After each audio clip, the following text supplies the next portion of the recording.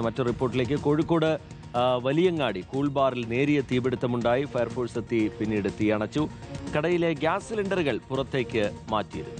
ഷഹദ് റഹ്മാൻ നൽകും വിശദാംശങ്ങൾ. ഷഹദ്, എന്താണ് ഈ തീപിടുത്തത്തിന് കാരണം? നാശനഷ്ടം ഉണ്ടായിട്ടുണ്ടോ?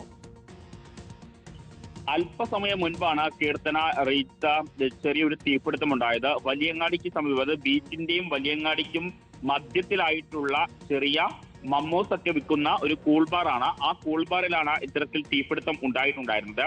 ഇന്ന് രാത്രിയിൽ പോലീസ് നഗരത്തിലാകെ പെട്രോളിംഗ് നടത്തുന്നുണ്ട്. ആ പെട്രോളിംഗ് നടത്തുന്നതിനിടയിൽ പോലീസും ഒപ്പം തന്നെ നാട്ടുകാരുമാണ് ഈ കടയിൽ നിന്ന് തീപിടുത്തം കണ്ടിട്ടുണ്ടായിരുന്നത്. ഉടൻ തന്നെ ഫയർഫോഴ്സ് സംഭവ സ്ഥലത്തേക്ക് എത്തി തീ അണയ്ക്കുകയും ചെയ്തിട്ടുണ്ട്.